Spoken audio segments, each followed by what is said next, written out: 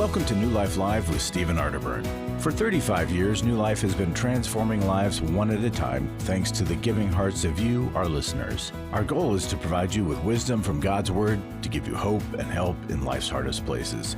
If you have a question you'd like to ask today, our phone lines are open. Call 1-800-229-3000. That number again is 1-800-229-3000. Now here's today's host, Becky Brown. Hello, everyone. We are so glad that you are with us today. And I am with Chris Williams and Dr. Jacqui Mack-Harris. We're going to take your calls for the next couple of hours, 1-800-229-3000. We want to help you, and that's what we're here for. And, you know, I say this every day that I'm on here. We have some wisdom in the house with Jacqui and with Chris and with our co-hosts. And I want to hear, Chris, what is on your mind today? Okay, here's what's on my mind today. So I have a problem with our field, okay? With this whole mental health, counseling, Christian counseling, therapy thing going on that we're all kind of, at least us, we're obsessed with. And so here is an inherent occupational hazard in this particular field. It's called self-obsession. And so self-obsession, and let's get honest, the brain does not work as it's intended to under obsession. Especially the related part of our brain, the brain that seeks to connect well with other people. And by the way, that is such a great source of security and strength and joy and confidence and all the things that are we're going for in this field. But what I mean by all of this is sometimes we're trying obsessively to fix something in ourselves. And we say that that's a good thing, and because it is a good thing. But oftentimes, the answer is getting outside of ourselves. And so I was reading a study that was showing that teenagers show some of the greatest leaps in confidence, in agency, and in happiness after they start their first job, like job. And I was like, oh yeah, because I got a teenager inside of me that is really self-obsessive, and likes to throw a tantrum. But this really speaks to the role of purpose, creative engagement for the sake of others, participating in God's goodness for the sake of others, and getting out of our some of our obsessive fears and concerns and pains, but getting out of ourselves as Jesus is often trying to teach us and show that us actually does have a profound mental and emotional health benefit to it.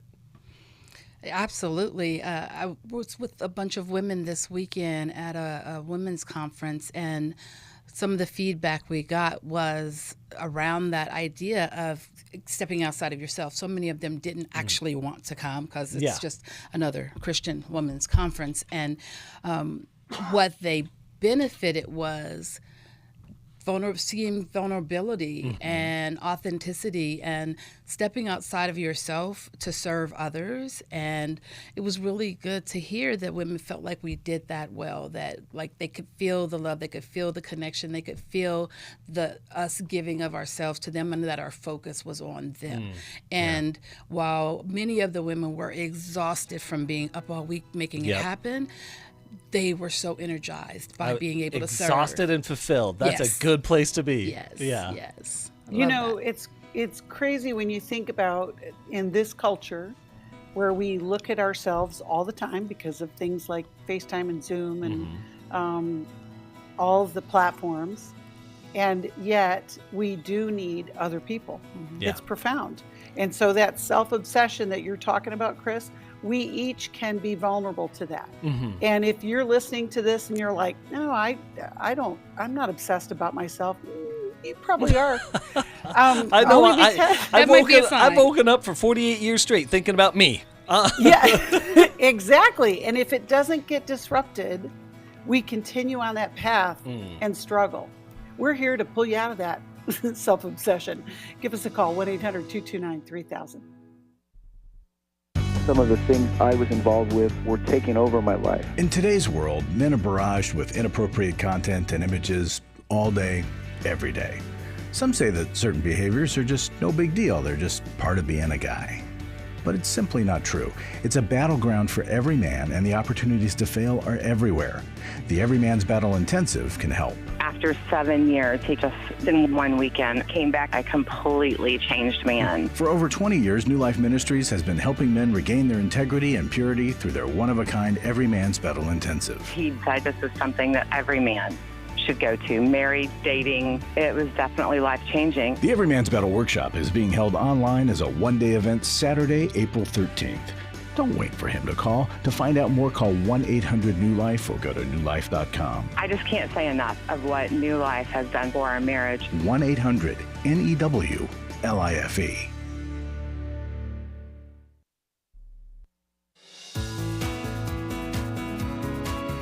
To find out more information about New Life or to order any of the resources mentioned on today's program, call 1-800-NEW-LIFE.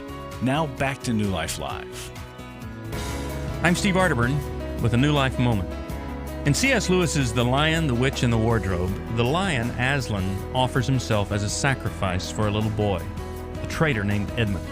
When the lion rises from the dead, he says, "The witch's knowledge goes back only to the dawn of time. But if she could have looked a little further back, into the stillness and the darkness before time dawned, she would have read there a different incantation. She would have known that when a willing victim who had committed no treachery was killed in a traitor's stead, the table would crack and death itself would start working backward." Does that sound familiar? It's the story of Easter. Jesus Christ gave his life for traitors whom he loved and was raised from the dead and therefore broke the curse of death. I'm Steve Arterburn. Visit newlife.com for more insight on the Easter story. Thanks for listening to this New Life Moment. It is Easter week, Holy Week, and each and every day, if you are a believer, it's profound to just watch the steps of Christ during this week. And that story in and of itself is pretty profound.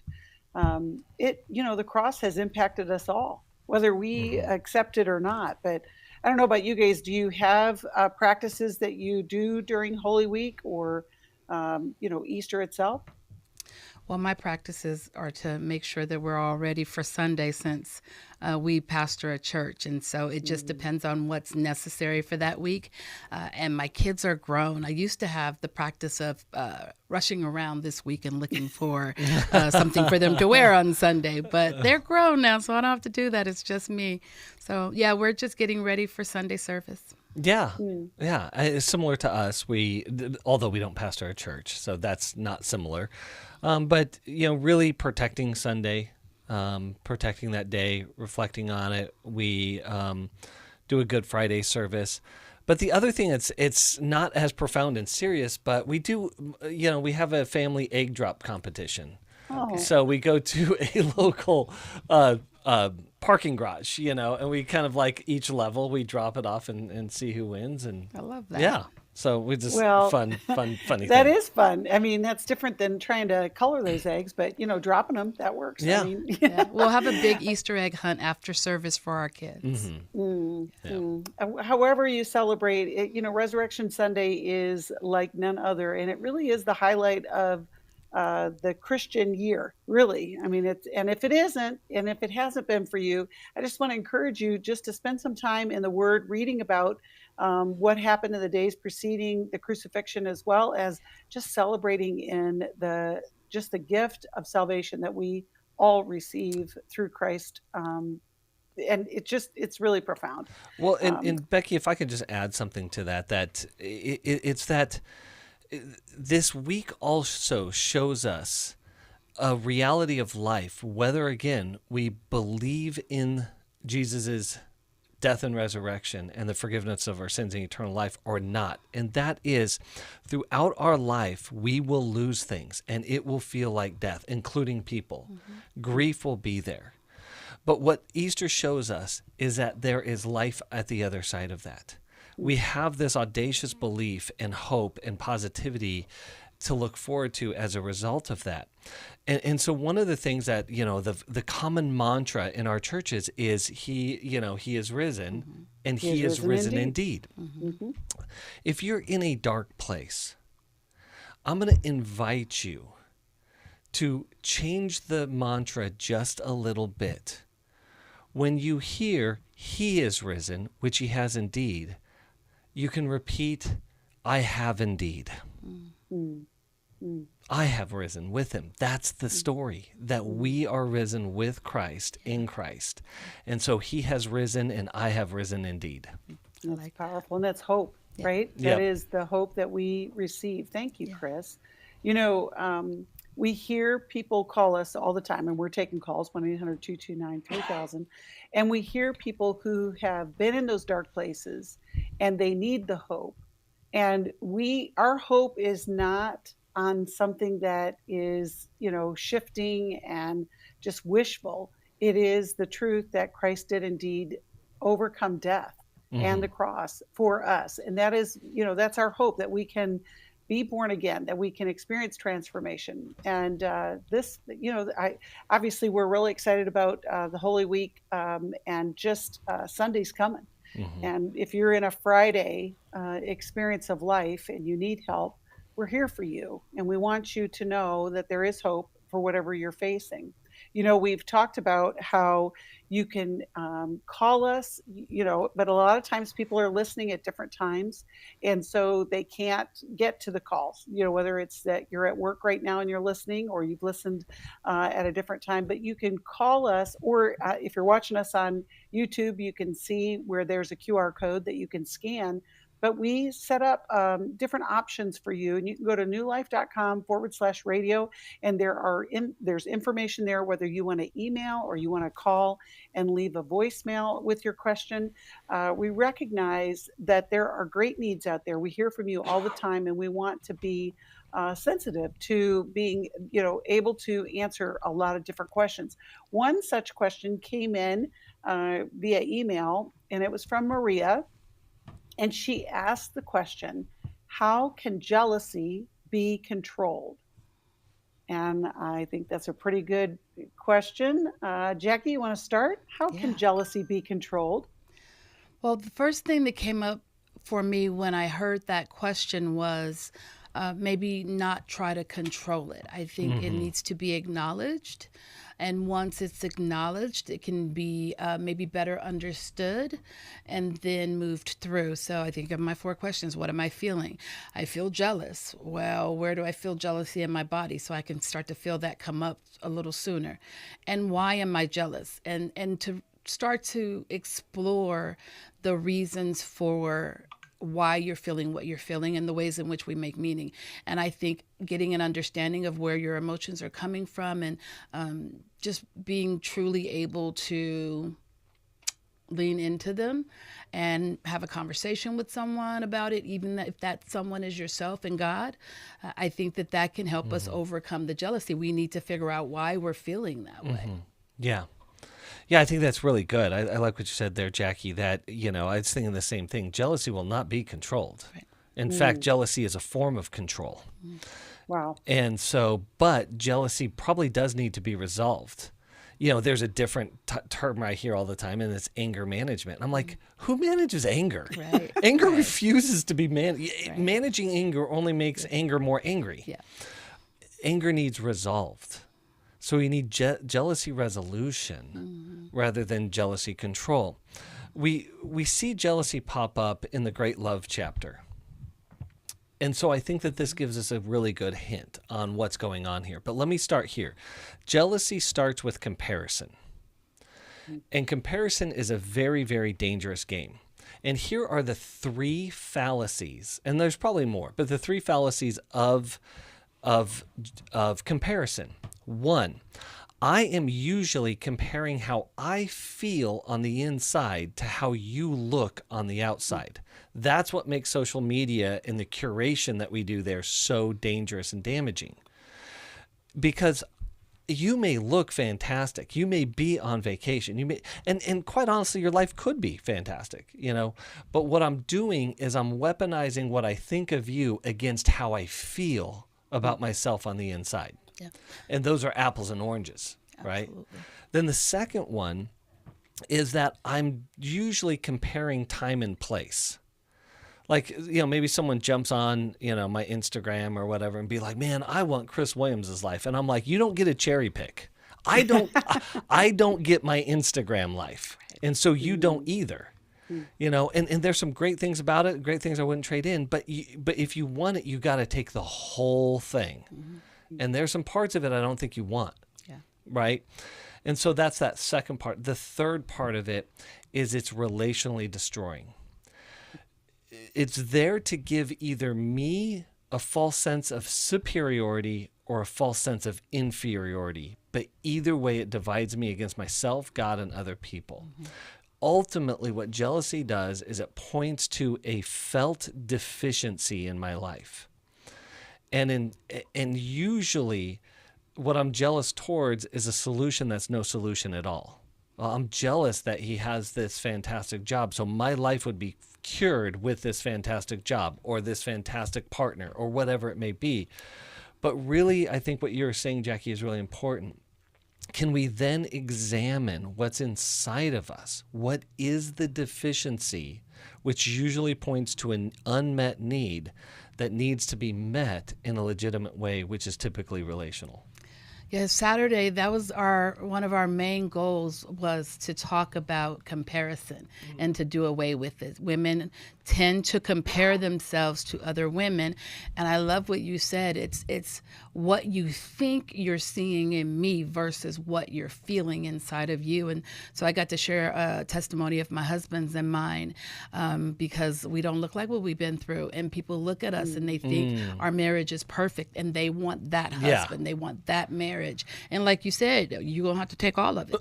We got 36 years. Right? It has not been as easy. You don't get a cherry pick. No. I didn't get to. You don't get to either. Oh, no. And so it was really good to be vulnerable and share our story, and to have women respond to that with, wow, okay, I get it now. Me comparing myself to you, not knowing where you are and what you've moved through, does me no good. And so it was really nice to see them start to look at their own hearts and their own lives and start to decide what about themselves that they need to radically accept so that they can make some changes if that's their desire. And I think that points directly back to the Great Love chapter. The remedy for jealousy is authentic expressions and experiences of love. Yeah. Right? So if I'm jealous of Jacqui, because my goodness, man, her influence and her intelligence and her success, and I want what she has, but I come to her and I just say, I'm feeling really down about myself. Yeah. And I'm looking at you and I think you have it all together. And then we share an authentic moment where we can encourage each other and support each other. That's a genuine and authentic expression and experience of love. Yeah. And so then I'm joined and connected, going back to what I was saying before, connection is our source of security, is our source of confidence and joy in the world. Yeah, the negativity of jealousy, that term doesn't allow you to make that connection and be in the relationship. Yeah. So I love that. Sorry, Becky. Well, and I was just thinking though, Jacqui, that same thing, that negativity that starts to get within us shuts our brain down so that we cannot connect what is happening inside of us. We just get so obsessed, to go back to the opening. Totally self-obsessed. Yes. We get so obsessed with it's about me and it's about what I want and it's about my timeline and my expectations, and we dehumanize the other person. Whether it's just like what you guys are talking about, whether we see the highlight reel of your life and we determine that you don't deserve that, you didn't earn it. And so, when we can check our insides, and when we have those initial feelings of jealousy start to pop up, what do we do with those feelings? How do we identify them and what do we do with them? That's the next step that we need to be doing. It has to be interrupted. I agree. That disruption is so important, and it's connect with someone. What do I need right now? I need connection. And I would love for someone to come to me and say, I wish I had your life, because then I get to have a conversation with them about, okay, let's see how we get there. Let's see how we get there, because there's something going on in you that you can make changes of so that you can have the life you actually want. And I think also a good starting point, if you need this right here today like I do, it start with gratitude. Because what that will start doing is shifting our focus from deficiency to abundance, from what we don't have to what's sitting right in front of us. And gratitude is such a powerful antidote, an initial jump start to combat those struggles of jealousy that we may have. And you know what else? The gratitude for the other person to be having a great piece of life, whether it is the highlight wheel, and you can say, good for them. Good for them. That alone will start to shift your thoughts from the obsession of jealousy to the gratitude of what you have and what God has given them. Whether you think it's deserved or not, it's the way to go. We'll be right back. Before coming to this weekend, I have been dealing with the guilt and shame of an abortion that I had 20 years ago. And we have 3 awesome kids. But every time I kept getting close to the Lord, kids saying to me, "You're the best mom." That voice in the back said, "You're a horrible mother. Look what you did to that child. You killed somebody. You don't deserve any of this, and you're not worthy." To help free me from my guilt and see that I would not make the same decision today, I would make a different decision, and I am a great mom, and God can use me. This is Steve Arterburn, and this is the story of a new life. After 20 years of guilt and shame, she attended a workshop and now is free. You can be part of offering hope to others as you step out in faith by donating to New Life Ministries. To make your tax-deductible gift, call 1-800-NEW-LIFE or visit newlife.com and click Donate. Daniel Grossman on coaching. Coaches are really focused on the future and helping people to develop those skills and those strategies to help them move forward in their life.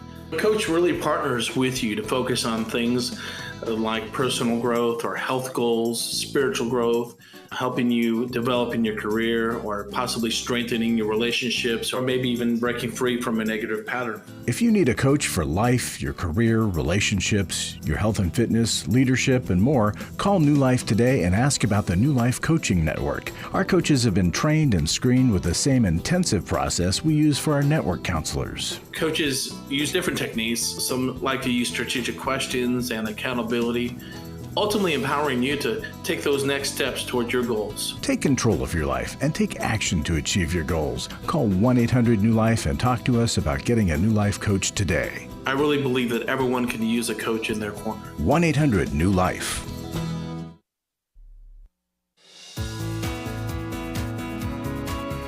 We'd love to hear from you. If you have a question or a comment, call toll-free 1-800-229-3000. Now back to New Life Live. Welcome back. We are taking calls. You can call us 1-800-229-3000. And you know, one of the things that we are celebrating right now is we had a group of donors who committed to creating a match for New Life. And what that means is they gave of their own gifts to encourage you to be part of that gift. And we call it a matching gift campaign. Every dollar that you give, up to $400,000 will be doubled. And so I just want to encourage you, if you have not given to New Life ever, it may be the time for you to do that because it'll be doubled. And you can go to newlife.com/donate, and there will be the instructions there. Of course, you can always call us at 1-800-NEW-LIFE, or you can text the word match to 28950. We want to encourage you to be part of what you are hearing right now. We are spreading the news of hope and help for so many people, and you can be part of that. We're grateful to offer this matching gift campaign. Right now, we are going to go back to the calls, and we're going to talk with Debbie, who's calling us from Dallas and listens on KWRD. Hi, Debbie. How can we help you today? Yeah, I was have been thinking about calling, and then you're talking about just being self-absorbed today, and I really struggle with just self-loathing as far as how I look and my weight. I've never been overweight, but I grew up with 6 sisters, a mom who was very, very conscientious about how she looked and her weight, and now that I'm over 60, I've, put on probably 20 pounds. And it's just every day I'm looking in the mirror and just loathing myself. And I can't seem to get away from it. And I've got 5 sisters, like I said, and I feel like we all struggle with this, even competition with each other, which I hate because we love each other to death. And I just feel in bondage. Well, we're so glad you called, Debbie, because you aren't alone. Obviously, your sisters, but many, many people, not just women, struggle with this, and it is a trap. Chris, let's start with you. This is a tough one. Debbie, obviously you're not alone. This is just, it's epidemic. And I'm going to start with the negative side of it, but understanding that I want to wrap this in compassion and also call out the fact that I'm a male and this issue is different for me. Even though we share some stuff, it's different for me than it is for you. But what I oftentimes see, and it's reinforced, us guys are actually a huge part of the problem. Our lust-driven and pornified culture is a huge part of the problem. And it comes down to value. And value is a place where we draw identity from. It's powerful. We have to understand how powerful this is.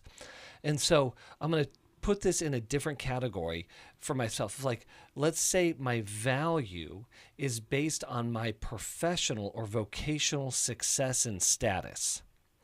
So the more I succeed, the more I advance, the more I can draw a deeper sense of security and confidence and satisfaction in the world. But what happens when I lose my job? My entire being is just wrecked and destroyed. We see the very thing leading to people having suicidal thoughts and ideations. And so we can do that with anything, but one of the things that's common is doing that with our physical appearance. When I look this particular way, when I step on the scale and it's this particular number, and quite honestly, when I go to the store or out in public and I turn certain heads, then I have value. The place where I can draw my ultimate sense of security, comfort, and confidence from. But if that's no longer there, if it is shifted, then it's a huge disruptive, painful force in our lives. And so when we start to understand it from that perspective, we can also respect the fact that this is oftentimes very subtle, subconscious. It's not something we're trying to do. It's something that we do and that is absolutely reinforced by the culture around us. And so the incredible work to say, no, my body is this unbelievable creation of God. My heart will beat somewhere in the neighborhood of 115,000 times today without me having to think about it. Right. It's amazing. And so we're disconnected with what our bodies actually do and achieve and have. And so when it gets hijacked into pure appearance, we lose actually its miracle and wonderment. Yeah, I've been seeing something in social media recently about pretty privilege. And so the society has told us, just like it has done in so many other domains, but it has told us what is acceptable and what is not in terms of our appearance. And that doesn't always fit all of us, but we have been conditioned to listen to all the noise and believe that we should be something other than what we are. Yeah. Whatever you are is not good enough. Yeah. And I think that especially for women, it just continues to be perpetuated. So it's really, we have to kind of take back our power in who we are in Christ. That's right. Debbie, hold on. You can hear the music. We're going to come back. One of the things I wanted to ask you, though, Debbie, is there a health issue that is being created because of this? Is there a threat to you because of this? Or is there just some healing that needs to take place? Because you are created just incredibly, like in God's design. And yet we can also struggle with stuff. We'll be right back after this answering calls. For most of my life, I've been dealing with an opiate addiction. Why is opioid addiction quickly becoming one of our nation's biggest killers? Maybe it's because it isn't only those who are addicted who are in denial. We did what I see so many parents do, is it can't be an addiction. There's something medically wrong. It's impossible to solve a problem when you don't know what you're up against, and families will try to find any explanation except the one that will put them on the right path. Alcoholism and drug addiction is a family disease. It doesn't affect just the individual. If someone you love is abusing painkillers, know what you're up against. It's time to admit its addiction and seek treatment. Call us today at 1-800-NEW-LIFE. We have partner treatment centers around the country. Call 1-800-639-5433 or visit us online at newlife.com. We just made a decision. We will do whatever it takes. 1-800-NEW-LIFE.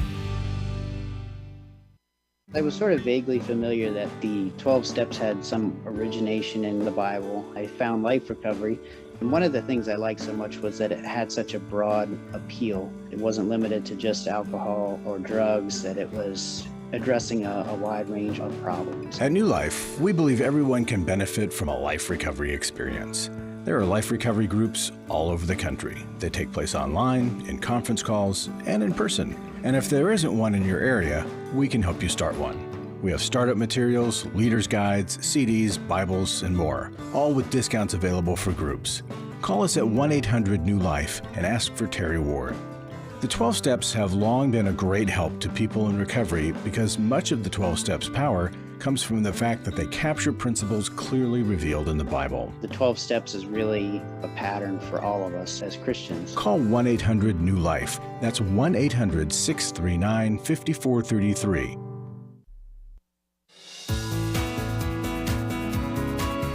We're glad you joined us for New Life Live. To be a part of the program, call 1-800-229-3000. Now back to New Life Live. Welcome back. We are talking to Debbie, and we're taking calls, 1-800-229-3000. And Debbie, when we took the break, one of the reasons why I was asking those questions is it goes back to that comparing. You know, sometimes we're looking at others and we're forgetting about where our feelings are coming from and where does that self-loathing start. Mm-hmm. And Chris, you just said, what was the headline that you said about shame? Well, self-loathing is a form of shame, right? It's what shame does. Yeah. It's looking for a primary defect or deficiency with us. Shame is always looking for an excuse. It doesn't need a reason, but it prefers one. Yeah. So it's out on the lookout. Now, here's the nasty part of it. Because it's about the self and we can't see on the inside typically, it will then attach itself to our body. Let me just give a small example of this. If we think about, let's call it out, how much shame exists around our abdomen. Okay? Depends, right? Yeah. Right? Yeah. Right? Like for if that's, most of us. Yeah, most for of that's us, a struggle. Like if that's a struggle, mm-hmm. right? Okay. What's the place in which God creates life in a woman? Mm-hmm. Maybe. This is, I don't want to over-spiritual, but maybe because we're created as image bearers of God, Satan wants to attack the very places inside of us or a part of us that wants to demean more image-bearing. That tracks for me. Even just thinking about this, Debbie's family. My mom is very conscientious about her looks and is teaching that to her girls, and that is now perpetuating what she may think is their healthy weight so that they do well in the world. Yeah, but really it could come from a good place, right? But maybe an unhealthy place. But from an unhealthy place, because really it might be a response to her own shame about her own experience with weight, or maybe not even with weight, but just being put down or told you're not enough in whatever context that was in that generation, and it lacks the gratitude. So if the self-loathing is definitely the opposite of gratitude, and if the enemy is going to destroy us, he's going to start at the core of the self, the core of, I was going to say earlier, we're fearfully and wonderfully made. Well, if we're attacking that place where that made We're is literally coming made, from, yes. right? Yeah. Then he's winning, and so putting especially women in that place of feeling less than and inadequate. I've met with women. I know women who aren't having children because it will damage their body. They don't want what's going to happen to their body. So you're absolutely right. He's winning by convincing people that that's ugly. So, Debbie, as you have heard us talk about this, how does that hit you?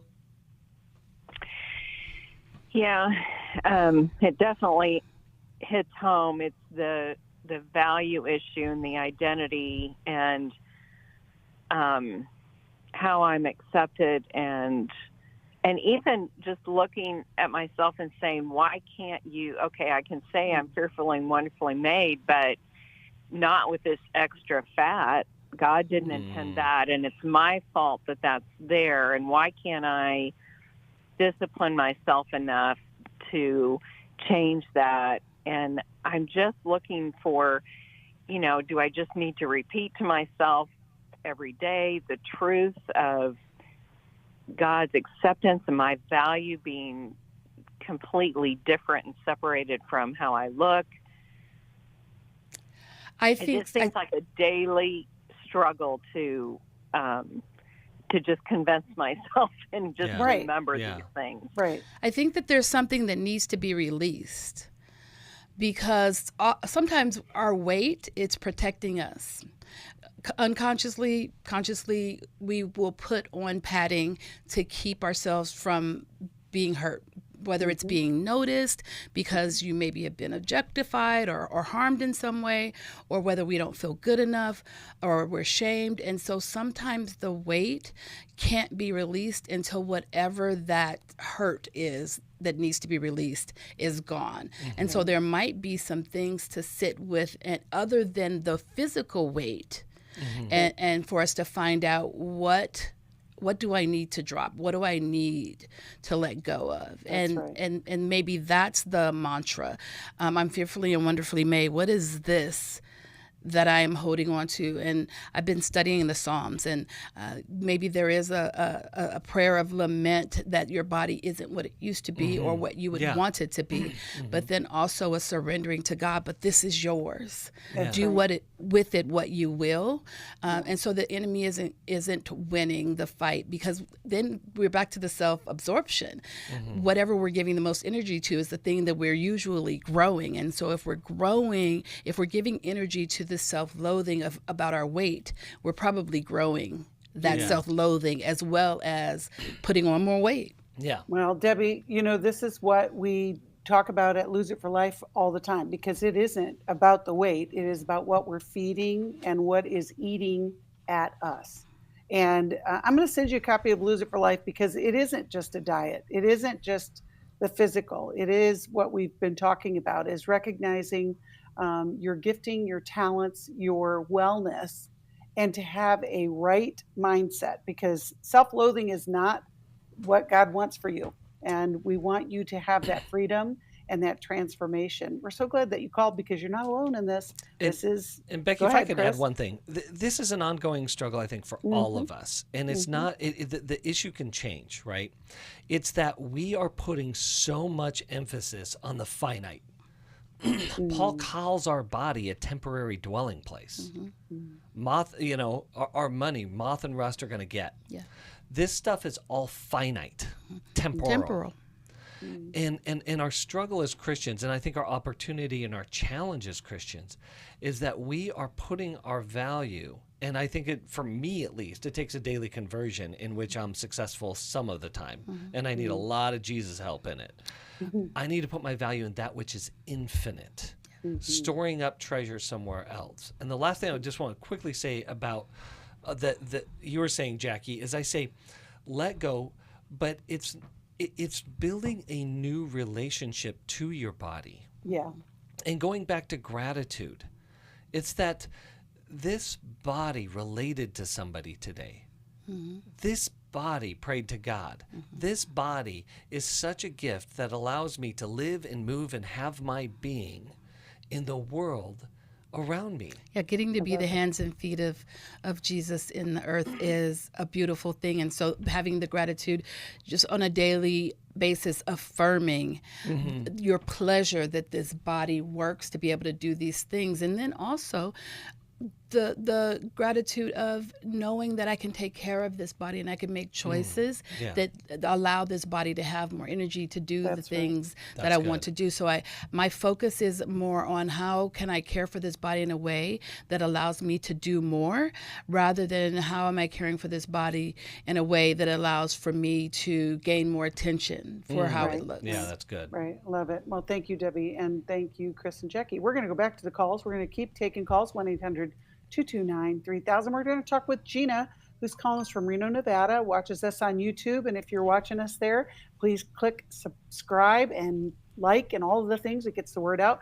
Gina, I'm so glad you called. How can we help you today?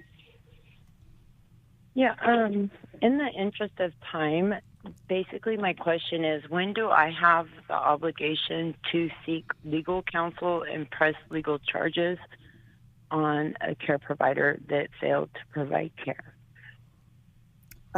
Is the care provider for you, your child? Yes. Tell us a little bit more context. Myself. Okay. Myself. All right. What happened, Gina? So I had given my ex-stepdaughter power of attorney and asked her to help me when I was going through chemotherapy.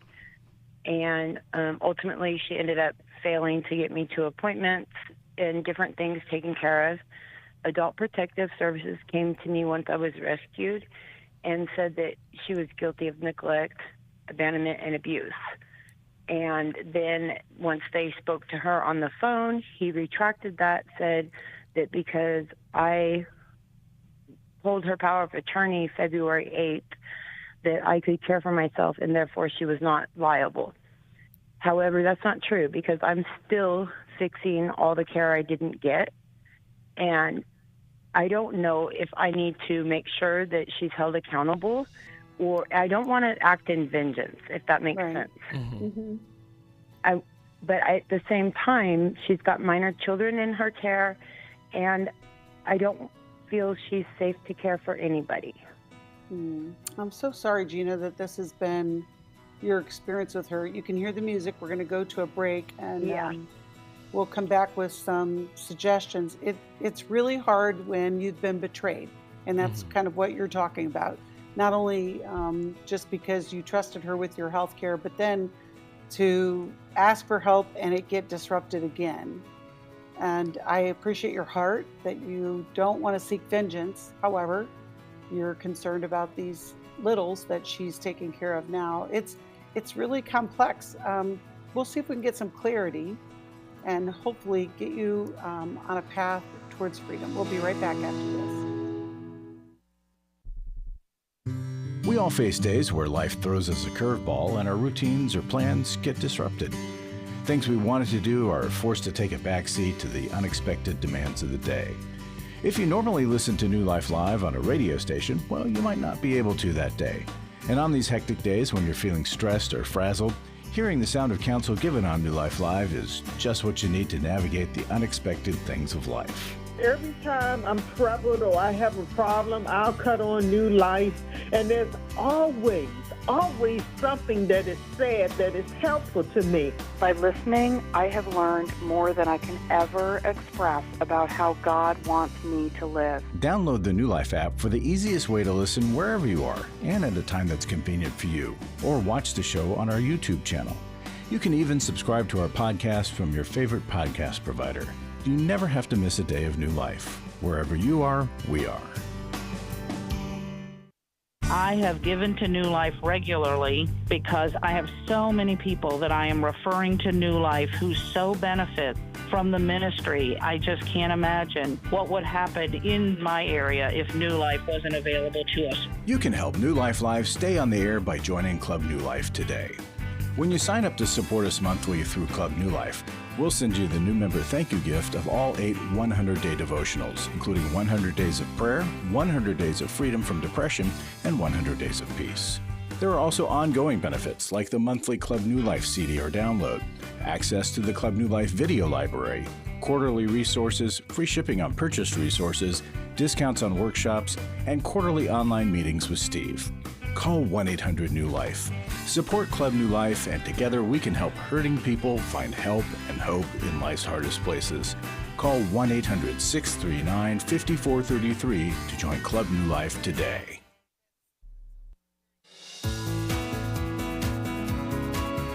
To find out more information about New Life or to order any of the resources mentioned on today's program, call 1-800-NEW-LIFE. Now back to New Life Live. Welcome back. I just want to mention that we are having a spring cleaning sale. It's happening in our online store and it ends March 31st. Shop now at newlife.com for resources that start at $1. Isn't that amazing? That's incredible. You can hurry because when the products are gone, they are gone. Right now, we are talking with Gina, and it is a very complex situation with her stepdaughter and her own health care. Jacqui, let's start with you, and we'll help Gina. Gina, I just wanted to clear up a couple of things. Did you say you gave power of attorney to your ex-stepdaughter? Yes. And It's in your in power of September. attorney, did you give her conservatorship? Did she have conservatorship and guardianship of you because you were incapacitated? Because my understanding of power of attorney is generally it's stating that this person can speak for me in the event I'm incapable of speaking for myself. They know my wishes and they'll carry them out. But that generally happens when someone's unconscious and unable to speak for themselves. It's not the same as hiring someone to be your caregiver. So can you tell us more about what was in the power of attorney? So the power of attorney, she was able to make all my financial decisions and medical decisions because I was going through chemotherapy and it was getting the best of me. Okay. And so did you made all my medical. You expected her to take care of you rather than expect and so I wonder if the two of you had different expectations, because the power of attorney that I have for my mom and dad, I have power of attorney to be able to speak on their behalf, but I don't because they're capable of speaking. And so I wonder if she understood fully the expectation. And then to your point, your question is like, now what? And so it seems as though there's some dissatisfaction in the way she provided care for you. And you said she has some young children of her own. I wonder if her focus being on those young children, she wasn't as available for you as you would have liked. Well, so like I didn't. Okay, so I have a port, and it has to be flushed every 4 to 6 weeks. Mm-hmm. October 13th, it was accessed and finished my chemotherapy. I just got into an appointment a week ago to have that port flushed because she did not make my appointment or take me, and we were an hour and a half from my closest care. That's just one example that I can give you right now. I was not allowed to call my medical providers because it made more work for her, and I messed everything up. And so in the event that I would get screamed at, I did not do anything for myself. I would email the doctor and say, can you please help me? And they never responded. Yeah. Gosh, as Gina. well as I've missed, yeah. I was just going to say that's a lot, and it's a little different than just the power of attorney issue. This is you really need to find an advocate for you where you are and not what you've been going through. Chris, what would you offer? Yeah, I think that's right. I think there's a lot of nuance here that is quite honestly outside of my expertise or scope, being in the legalities of it. But Gina, what I would really want to encourage you with is that I think it's Maya Angelou who said, when people show you who they are, you want to believe them. And that is, and so, and a lot of times, these are situations where we need to leave and grieve, let go, but also draw, in that process, draw wisdom. Because you are in a tough situation, and I am so sorry that you're experiencing cancer, going through chemo. That is awful, and you need really good support around you. And it's really, as Becky said, a betraying experience when someone is supposed to be there for you and does just the opposite, is there against you. But with that said, what we want to be able to do is check our own expectations moving forward. Is that if people show us, you know, the road to hell is paved with good intentions. Your intentions and your words can be great, but your actions are really what matter. And so can my expectation meet another person's proper behaviors? Yeah, and just my nursing perspective is that most counties have a social services department that will come out and evaluate someone who is frail and elderly or extremely ill and unable to care for themselves, and will actually determine an appropriate amount of in-home support services, and then they pay that person for the in-home support services. And so you may want to look for professional help in which it's it's licensed and bonded and it's being regulated, rather than rely on someone who doesn't seem to be reliable for you. And that's what I'm working on. I just don't know where the obligation is, because it takes time, right? And I don't know where I have the obligation to go to law enforcement and say, this was done, or get an attorney and do a malpractice suit, because these are the things I've been told to do by Adult Protective Services. But I don't want to just do it out of spite. I want to. What other reason would you be doing it? What other reason would you be doing it? Because my care was not provided, and it could have been grave. Like, I wasn't even sent with my medication. Right. Well, Gina, here's what I think. You said initially you don't want to enact vengeance. First and foremost, you need to get well. You need the care for you. So that's where I would start. I would get your health stabilized, get the connection like what Jacqui's talking about with your county social services, or even your last medical, whoever your medical doctor is, say, I need support this way. Can you direct me to social services? Jacqui's right. There are lots of agencies everywhere, and you're in a big enough city that there will be some there. But that has to be first and foremost, because, a lot of times when we are not well physically, we will then get focused on things that are not going to help us physically. You're going to be better to decide what the next steps are concerning what happened after you get healthy and strong. Because you know what, Gina, you're valuable, you're worth it, and you're worth taking care of you. And and I would also encourage you, if you are not connected with a church in your area, a larger church could also be a good resource for care options, because they hear from people all the time. And many states have and counties have an office on aging. There's an elder council. There's ombudsman. So there are resources out there for. And if you've talked to Adult Protective Services already and they've taken it as a report, but there's nothing that they can do further, I agree with what Becky and Chris are saying about using that energy to get well, rather than using it to focus on how to kind of go after her for neglecting your expectations. Right. The other part of that too, I was just thinking, Jacqui, when you said that, the American Cancer Society is a national organization that also has great resources for folks who are fighting cancer. And we're going to be praying for you. Gina, I'm going to send you a copy of 100 Days of Healing. It's a devotional that's got the word, it's got scripture and readings, and I think that'll help you as you continue this healing journey. It's tough. Life is tough. And yet there is hope. That's what we were talking about earlier, when we talk about Easter, and, just the process, though, of healing can be a challenge for so many reasons. We are here for you. We want you to give us a call, 1-800-229-3000. We're going to have another show in about just a couple minutes. We've got some calls on the board, and I want you to hold on, because we're going to come right back. But thank you, Chris. Thank you, Jacqui. Thank you, callers and listeners. We are grateful to be here to share some truth, share some advice, and we appreciate you joining us each and every time. We'll see you next time. Thanks for listening. We hope this program has helped you by giving you insights for handling the challenges you face in your life. We want you to know that we're here for you, But you also need to know that New Life Live is a listener-supported ministry. To make your donation or to get any of the resources mentioned on today's program, call 1-800-NEW-LIFE.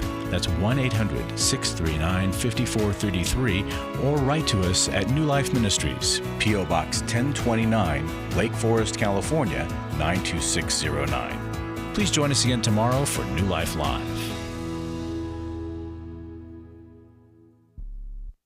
Thanks for watching today. We love helping people. I hope you sense that. And we know that there's always hope if you find the right resource. Now, if something we've said to somebody else applies to you, that's fantastic. That's what we're hoping for. But also, if you want to join us directly, you can call 1-800-229-3000 between 1 and 3 Eastern Time, Monday, Tuesday, and Wednesdays. Those are the best times to get through. And while you're here on YouTube, check out these other videos that we've done to help people see where they could grow or a different path to take. And if you do that, would you give us a thumbs up on the video, and please subscribe to this channel. There are many ways that we can help you outside of the radio program, and it's very hard for some to pick up a phone and dial 1-800-NEW-LIFE. But when you do, we put you in touch with somebody who cares about you, knows all the resources out there, and they're going to find the best for you. There is no reason to struggle alone. I hope to see you tomorrow. Hope you'll invite somebody else to come and join that maybe needs just a little bit of help along the way. I'll see you next time.